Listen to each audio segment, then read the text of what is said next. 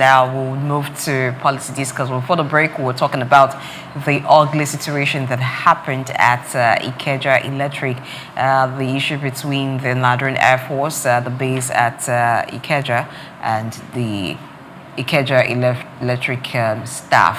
So we do hope that this issue is resolved quickly. But the message from here is that as a society, we do not condone violence in any way, under any guise, for any reason.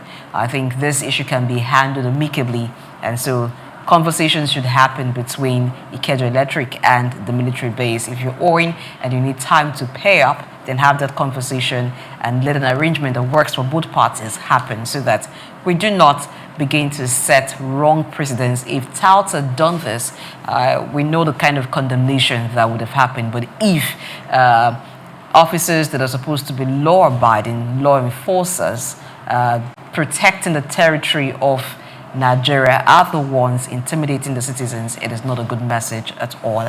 We'll leave it at that for now and move on to the next conversation, which is a more broad conversation on security. So there have been several efforts by Nigerian government, Nigerian military to tackle insecurity and bring to an end terrorism. But what do we find really happening? We still find that the issue of terrorism is far from being over in Nigeria. What is the challenge with Nigeria's security architecture? We'll look at this conversation today as we have a guest who joins virtually this morning to talk about this. Bring in the guest at some point. But first, the gentlemen on the table need to have their take on the issue. Several years of tackling terrorism in Nigeria. First, it would seem like what's going on when we started hearing of bomb blast here, bombs being detonated, suicide bombers, that we moved away from that challenge to now bandits attacking communities and rendering a lot of persons homeless because people had to run for their lives and flee to other areas. And so we had internally displaced camps set up in different parts of the country. It has been several years down the line. We still have those camps running, and some of those people there are unable to return to their country. Monies are being earmarked to boost security in the country year after year. We find that the military taking a huge chunk of the budget, and still this war has not been fought to the end. What can we say are the challenges bedeviling the fight or hindering the victory over terrorism, Doc? Well, I think, in my view, there are a couple of factors one can look at as a layman perspective. Is the fact that the society itself generally is at war with itself. And these tensions have been created over the years as a result of misgovernance. There's so much distrust between the government and the people. And this distrust is what is really empowering the challenge that we seem to face. Because that's where you see a kind of a collaboration between the state and the people. Because some of these criminals we talk about, they are not spirits. They live in communities. But like somebody asked me a question some days back. You asked me to go and report a matter to police. And then I become the accused. Because of the way matters are treated. You are supposed to be blowing whistle so that police can understand that there is something. And now you have to write statements. You have to spend the whole of your day. You have to be explaining, and then they have to be calling you back and forth. Okay, we'll look deeper into this scenario. This is really making security difficult because people are not willing to support personnel. Okay, we have a guest who's joined in now. He's Vince Onyekwelu, a former British police officer and national security risk strategist. Good morning, sir. Thank you for joining in. Okay, let's have this conversation. in the course of my intro, I mentioned that for several years, Nigeria has been fighting terrorism, but that fight is yet to be won. And in the terrorism index globally, Nigeria is still ranked very poorly. What are we not doing right? Billion industry, multi-billion naira industry in Nigeria. And at times, it's very difficult to even see the future of this terror war ending. Also, having in the back of our minds what's happening in the Sahel area of Africa, where Nigeria also falls within. And if you also look in that terror index, you will see our neighboring country, Niger, being also number 5. And also down the road, Burkina Faso is also there. So you can see the Sahel region of Africa is the most terrorized region in the world. And obviously, without the peace in the African Union, without the peace in the Sahel region, you can your guess can be as good as mine that it's quite difficult for Nigeria to sustain this war against terror without our very porous borders, national borders, where criminals, where illegal and corrupt traders can bring in contrabands. We don't know who leaves the country. We don't know who comes to the country. And I know the military has in section 27.1 of the Nigerian 99 Constitution as amended, they were given a task to secure the sovereignty of our nation, our territorial borders, and then our national borders. Are the military doing that? Obviously, they are not doing that good well enough. And in the absence of all these things I've mentioned, you can see that our future in the war against terror is very bleak. And I hope there can be new strategies to manage it. Thank you. A number of people have argued that the whole volume of resource that, for example, a country like Nigeria pump into the hardware is really not producing result. That there's a need for us to actually focus energy on the software components and see how we can actually reduce the things that are motivating people to join this terror war. Issues of poverty, issues of unemployment. Do you think that this will be an approach that can work? Yes and no. First, yes. I believe in a society where we have been ranked as the poverty capital of the world. It will have its negativities, obviously, because if people are not employed, gainfully employed, if people are paying millions to put their children in university, in tertiary education, to learn handwork, to learn how to be a vulcanizer, how to be a tailor, and all those things, and they're not getting enough support from the federal government of Nigeria. That means a lot of people will be idle, and you know, an African proverb that the idle mind is devil's workshop. So I think the federal government needs to wake up in that segment of helping people to be more empowered.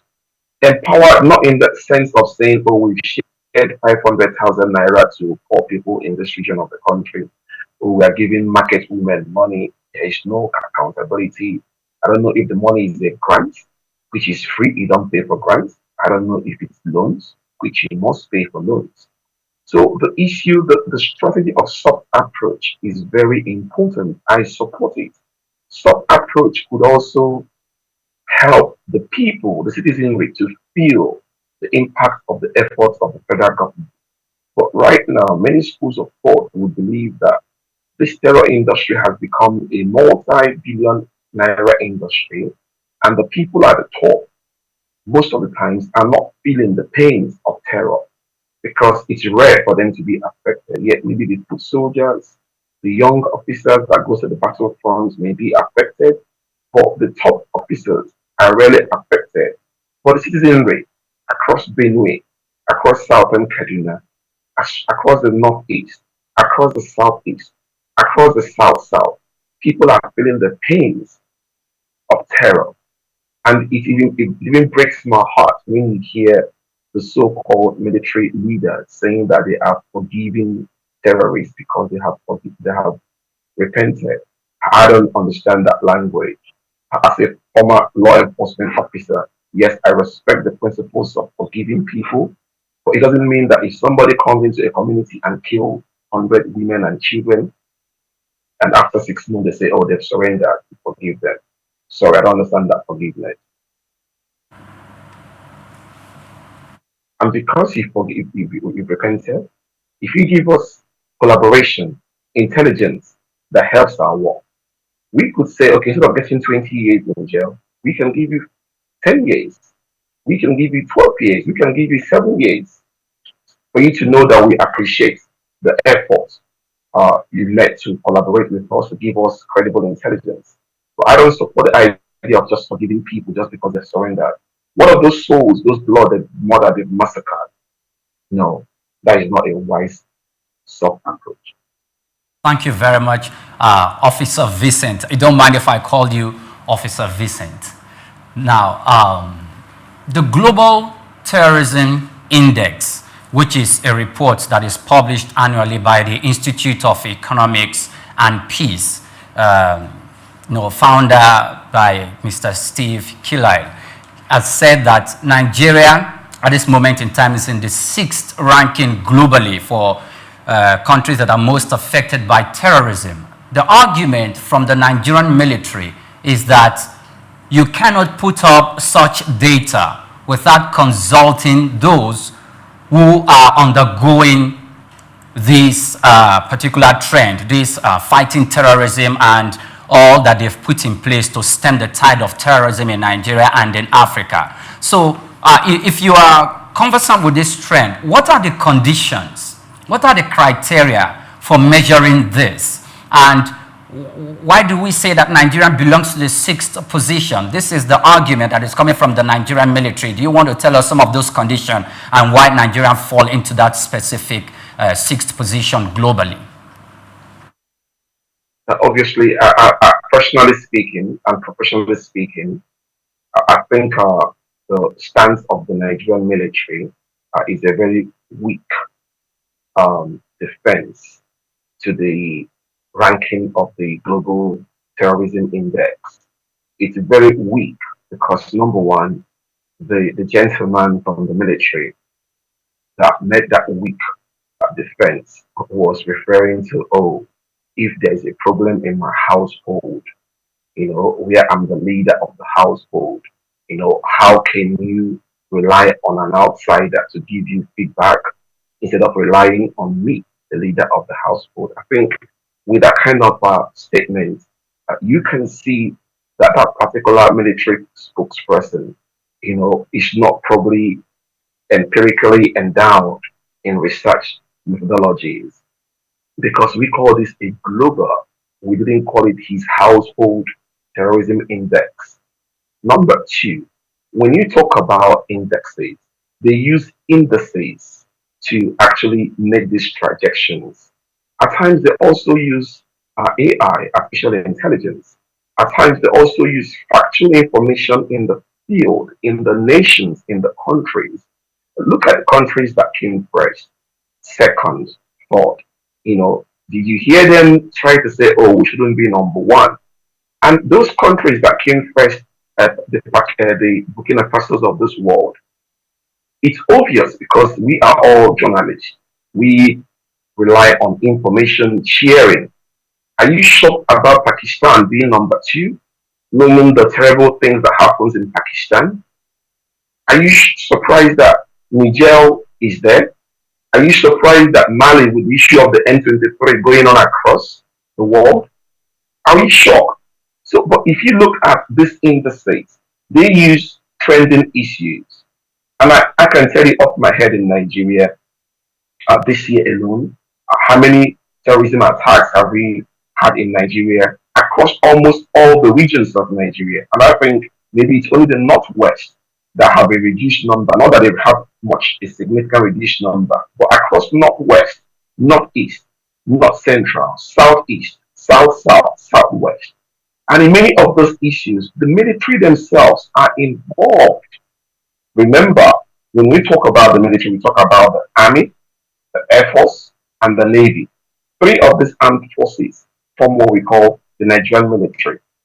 So if you look at what happened last year in Okwama, in Niger Delta, in Delta State to be precise, there you have the military actually terrorizing the community by themselves because one or some of the officers were harmed or killed, which I do not support.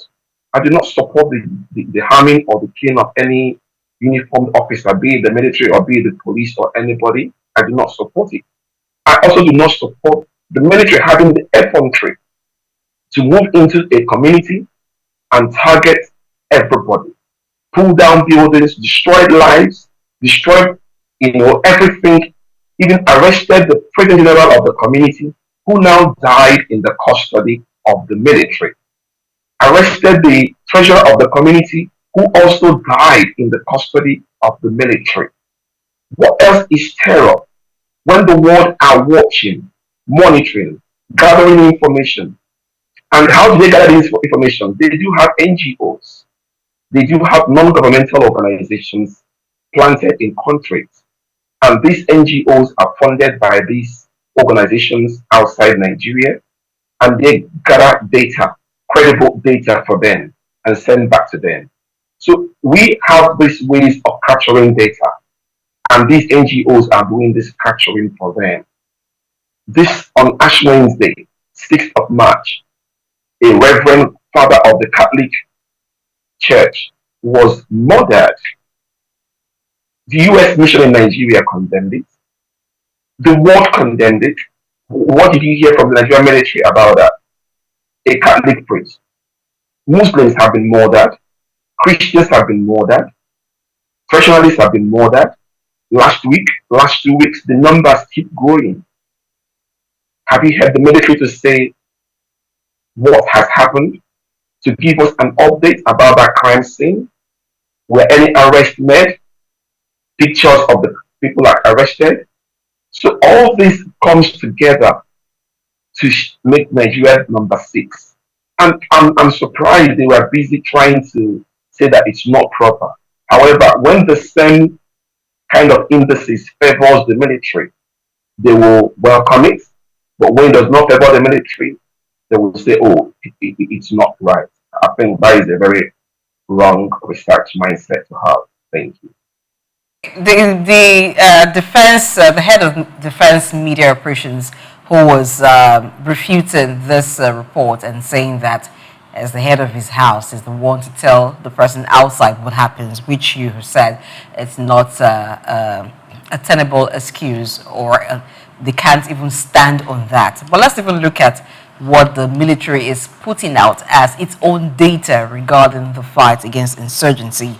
So the military had to say that in the fight of against insurgency, a lot has happened. They've been able to arrest those who are involved in the terrorism. In terrorism, they've killed 92 terrorists, including a key terrorist commander, and additionally, the military arrested 111 criminals and rescued 75 hostages within a single week. And then he touched on what's going on in the southeast, where there is a sit-at-home order.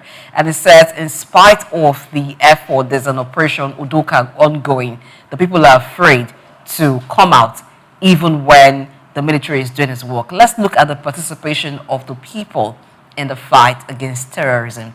Now, these terrorists that are in hideouts in bushes, we're told the Sambisa forest is like where they have a lot of the operations ongoing, and it seems like that area cannot be combed. But there are people who take food to these terrorists wherever their hideout is. There are people who take materials and other needed things or supplies to these terrorists. They are not ghosts, they are human beings. And we can say that they are Nigerians. Maybe some of them may not be Nigerians, but they are also Nigerians. What role is the people playing in all of this? If the military is doing their own work or putting in effort, what should be the complementary role of the people? Is the military even using the people enough in terms of intelligence gathering for the fight against terrorism? Thank you for that question. Listen, we must appreciate the effort the military, has done, they are doing. However, as a professional, at times it's laughable because we know the mandate given to the Nigerian military, and there is this school of thought that is beginning to build opinions, which I don't know if they are founded opinions or unfounded opinions. That the career of the military is beginning to dwindle. The military career is beginning to dwindle because many nations don't see war as the first or second option. Many nations now have a union of nations. Example, in the ECOWAS, it's quite difficult for any two ECOWAS countries to war with each other because ECOWAS will step in to find peace before war becomes the first or second option.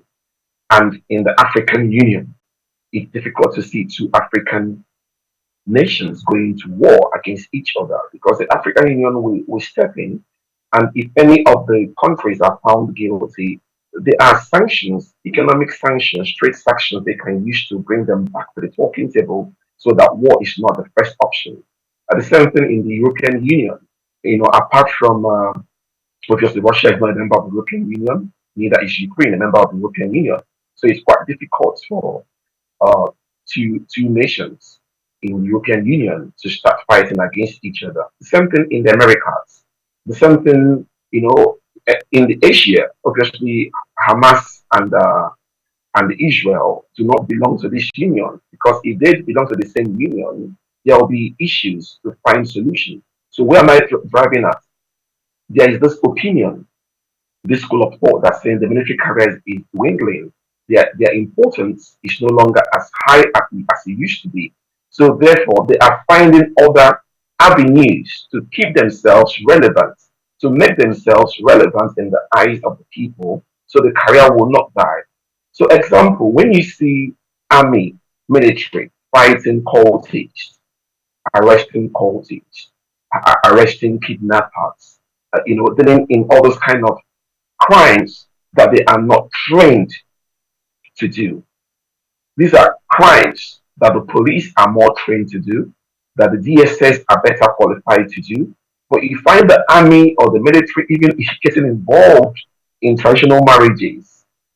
I've been to events where I see the military, securing traditional events, cultural events, marriages, civilian events, and they'll come with their trucks and just park. So basically, the issue of intelligence gathering for the military, they have their own ways of doing it. However, I believe that these roles does not belong to the military. These are the roles that belong naturally to the police, to the DSS, to the civil defense. But when the police now invites the military to come and support their operation, if they lack manpower, if they need more men, more boots on the ground, more equipment, more weaponry, then the IGP can write officially to the police through the Attorney General or through the National Assembly to invite them. And after they've served what they were invited to do, they will move out and go back to their barracks.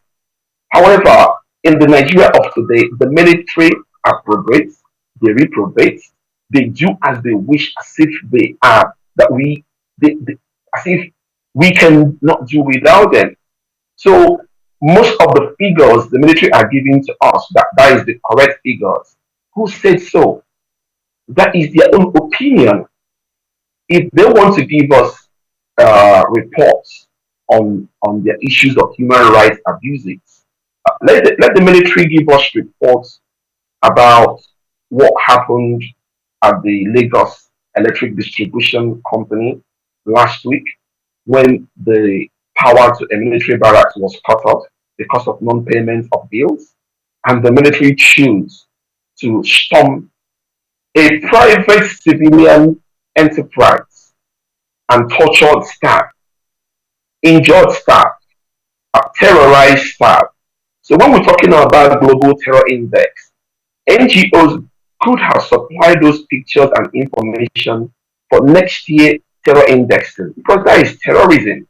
You don't just go and carry armed military men on boots and raid Lagos Electric Distribution Company because they cut off your life because you did not pay your bills. Who says you cannot pay your bills? Who ate the money? What happened to the money, if I may ask? Because there should be allocation and budget for paying of electric tariffs or water tariffs. And if you fail to pay, they may have warned you, or maybe they don't warn you. They disconnected you and you choose to raid them. Look at what happened last year when an Nigerian was caught in live video brutalizing a married couple. See, we cannot accept the figures of the military, I'm afraid. I'm not saying the global terror index figures are 100% correct, but they are more open for questioning, for them to defend their data. The military will always have to defend their data to sustain their relevancy in the eyes of Nigerians, to force a dwindling career to be as if it's not dwindling. Nobody goes to war. War is no longer the first option. So I think I cannot accept the military indices. Thank you so very much for those brilliant submission. Yes, we have seen military in civilian places because of the failure of the Nigerian police generally, as people argued. That because the job is overwhelming for the police, the military always fill in the gap and people are more safe and secure with the military. But put yourself in the place of the Commander-in-Chief of Nigerian Armed Forces. What will you have specifically done to rejig the entire security architecture for effectiveness so that we can overcome this terror war? Oh, that's a very tough question, but I'll give it a try. Obviously, the commander-in-chief is a wonderful person, a successful businessman, and I'm very impressed with his business career, his entrepreneurial career, his achievements as a person even before he came to power, in Lagos State and also as a Nigerian president. Now, for me, Mr. President is a good man, and I believe he's got the intellectual prowess. He's got the management skills to manage Nigeria and Nigerians and our resources. However, my advice or suggestion to him will be when an African proverb says water has mixed with oil, how do you separate them? It's an African proverb, and I know we are all Africans, and we use proverbs to make statements, and I believe we'll have to understand we are Africans. So Mr. President has to know that in the management of Nigerian security, he has to look at where the oil and water has mixed. Even though they have mixed, you can still separate them. There are chemical or chemistry models of titration and filtration that you can use to separate when two liquids mix. Because oil will remain oil, water will remain water. In this metaphor, water stands for the good, people that have got the good record in the administration, and oil stands for people that have got their hands soiled. And we know these people because they served in their state. Some served as ministers, senators, governors, and all House of Press members. We know their history. Mr. former UN ambassador to Nigeria, I think Akinyele, even mentioned names. So obviously, I'm not going to mention names because we are all Nigerians. But Mr. former UN ambassador mentioned names. And obviously, at a point in Dubai government arrested some Nigerian terrorists in Dubai and were able to trace their funding to Nigeria. And they named names of people in northern parts of Nigeria that we are funding terror in Nigeria. What has the government done with that? What did the military do with that? And I don't support the idea that the police are weak. No, the police are not weak. But the police needs more support, needs more recruitment, needs more population needs more training to do their job. But when you handcuff the police and throw them into a moving tide of water, what do you expect them to do? Remember, we've had so many former heads of leaders in Nigeria who are from the military. So that's given the military a kind of toga that they are number one. Even at a point in Nigeria, I heard about the military trying to say that the police is not an armed force, that the police is a paramilitary organization. This is the military trying to create undue relevance and attraction. The police is an armed force. The police is not a paramilitary organization. The police is the police. Maybe you can say that the mobile force, which is embedded inside the police force, is a paramilitary organization. But the police is not paramilitary. And these are the kind of technologies that the military bring in Nigeria to create relevance, to demarcate the police, to say they are not armed force organization, and all those things. There are nations in the world that does not have a military. Many nations, but almost every nation in the world has a police. Even in the army, you have the military police, the air police, the naval police, to show you that the police is the police. So I think I will stop here for now. Thank you. Thank you very much. Now, some people will argue that if not for the presence and the work that the Nigerian military is putting into the fight against terrorism, maybe as we speak, Nigeria would have gone into extinction. So, in what way do we need to retool the Nigerian army to make them not only relevant, but at the moment to tackle the spate of terrorism in the country? Because that's one part of the question. The other part of the question is this. What do you think we have lost because of our involvement with fighting terrorism in terms of maybe business, economy, and development? How would you quantify that? Wonderful question. Let me take the first one first. What do we expect them to do better? They should first do what is in the Constitution of Nigeria. The 1999 Constitution of Nigeria as amended, I think section 27, subsection 1. Territorial integrity. They should focus on that. Our national borders, they should focus on that. If they focus on national borders, what happened in Lagos State last week would not happen. Do you know what happened in Lagos last week? 5 Pakistani nationalities, 5 people from Pakistan were arrested in Lagos involved in kidnapping. The Lagos State command caught them red-handed. Pakistanis, not even Africans, involved. So that makes you ask the question, how many other such gangs of transnational criminals or transnational organized criminals are in Nigeria operating because our national borders are porous? What does it take to secure our national borders?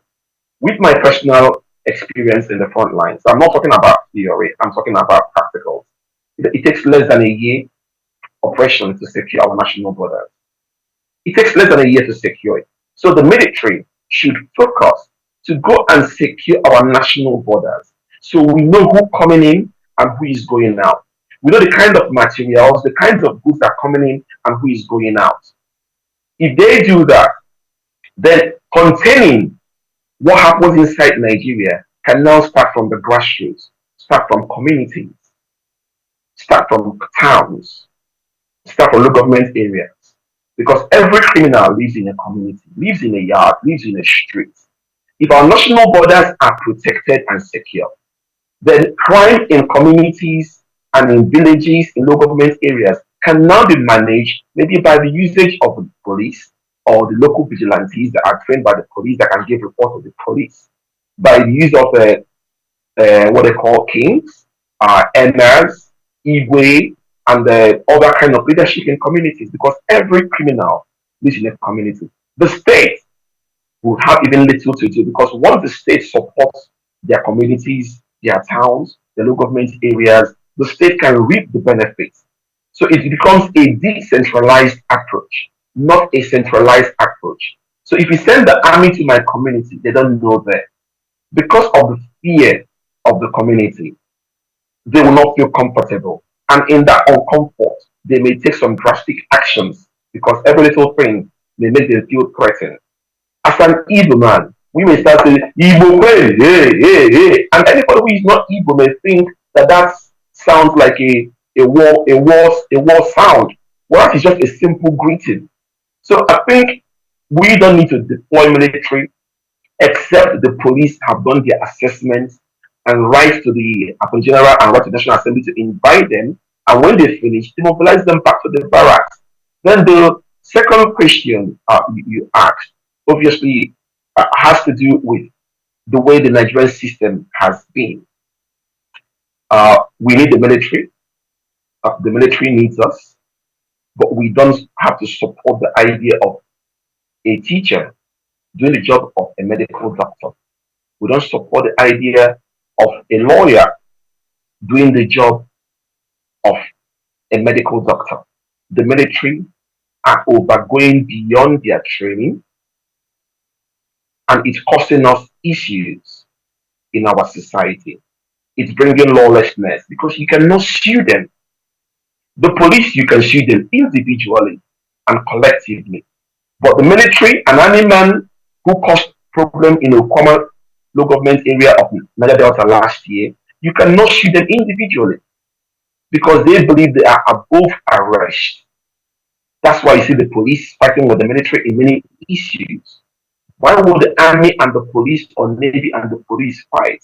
It's because they are taking over the space of the police. And then also look at the issue of ungoverned spaces. We have so many unnecessary ungoverned spaces in Nigeria.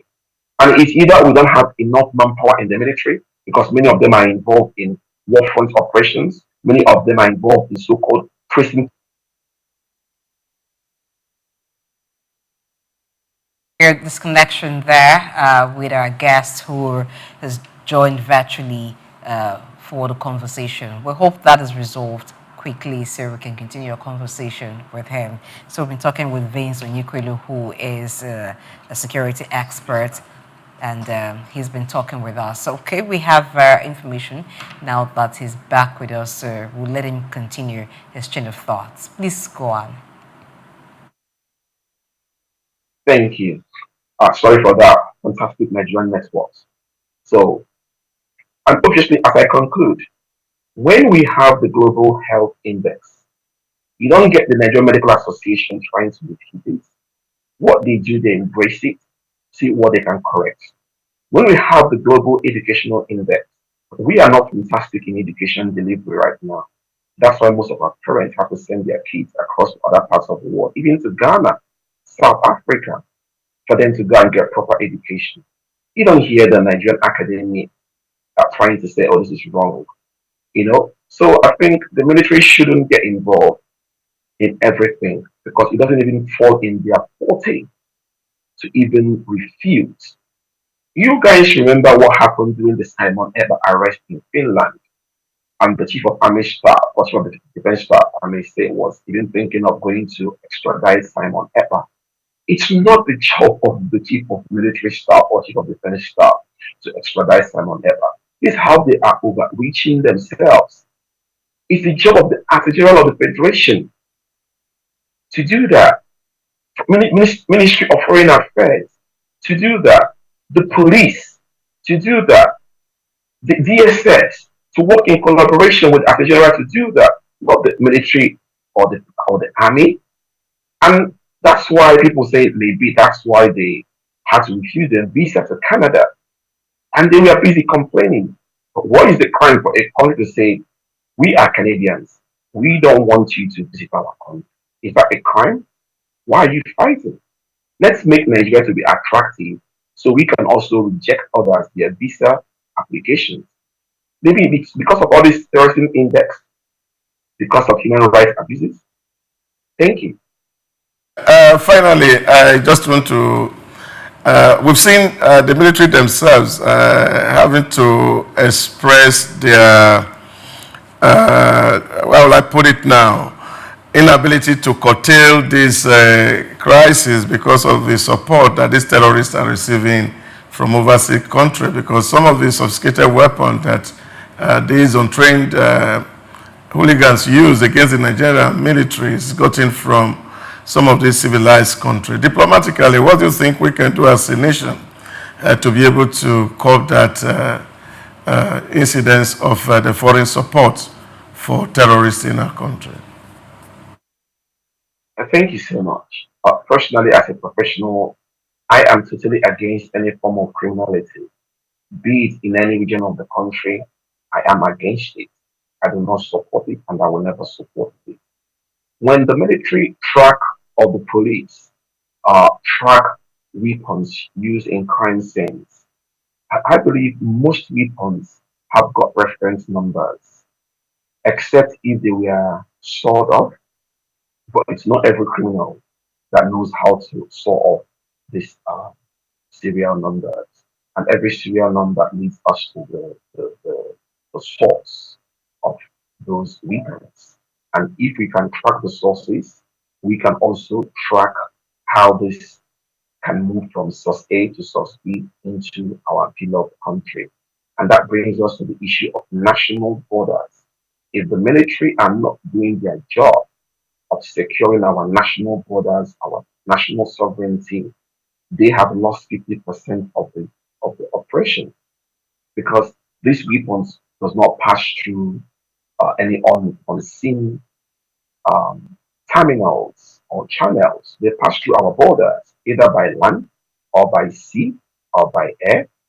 The military should focus more attention to secure our national borders, our national sovereignty. Then we can now find out what has entered the country. It's easier that way. At number two, the roles of the NGOs has to be monitored also because the NGOs that operate in Nigeria will need to keep better track of their sources of funding, their intentions, their vision statement, their mission statement, to see if they are operating in manners that do not favor us. Look at what somebody like Governor Suludo of Anambra State is doing in Anambra State, targeting so-called native doctors that he believes are trying to encourage the youth of Anambra State to see all this kind of fetish ways of making money, Yahoo, Yahoo, Yahoo Plus, cultism, and he's trying to fight it face off. Even people that are worshippers that try to do all the miracle centers, he's also dealing with them. So I think we need to work on NGOs to look at the registration, their mission, their vision, bring in the EF system, the EF system, even monitor their funding, where their funds come from, what is the purpose of their funding. So that way we can make sure that we don't have groups operating in Nigeria that are doing so against the good image of Nigeria. And I think once we secure our national borders, monitor the roles of the NGOs in Nigeria, monitor their funding, and then allow the relevant agencies to do their job without hinder. If they don't have enough resources, give them the resources, the manpower, the funding. Let the civil defense work properly and professionally. Let the road safety work professionally. I saw the road safety the other day carrying body worn cameras. I was impressed that the road safety have body worn cameras to show what is happening on the highways where they are putting roadblocks. Can we also have the military to wear body worn cameras when they operate on the streets, especially in the southeast or in the southwest or in the northeast or in the northwest? Let the military and any other agency that is putting roadblocks wear body worn cameras. Maybe that will stop the abuse that happens on the road, the financial extortion that leads to even deaths when people refuse to pay money for roadblocks and people end up in beaten or from jumps or even killed. They should all wear body worn cameras. Why can't they wear it?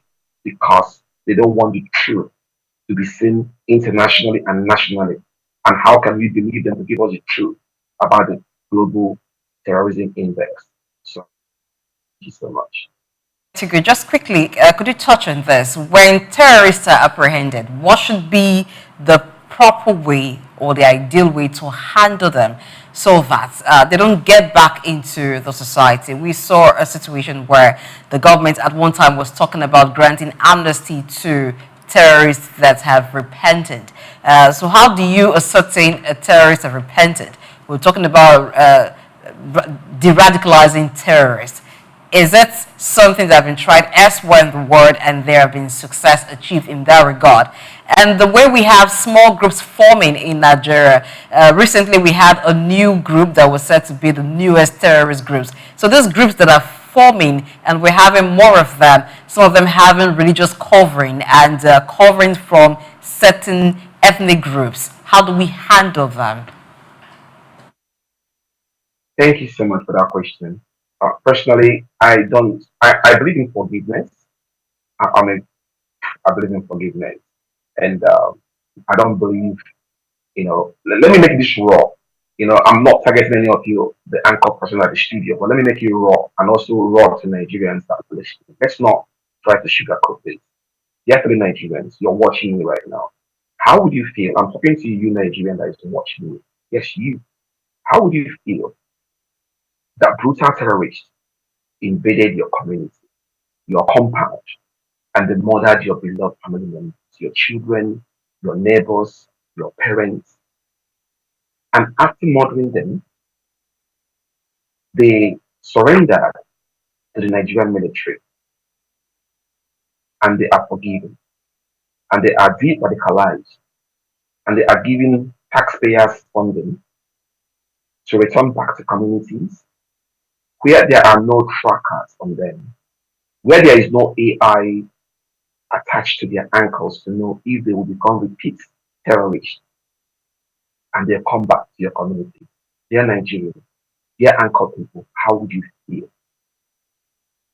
Personally, I'll feel terrible. I'll feel scared. I'll feel traumatized that the murderers of my family were allowed back to the community and many of them return back to criminality. But there's not much track record. There's not much indices or statistics about this repeat criminality.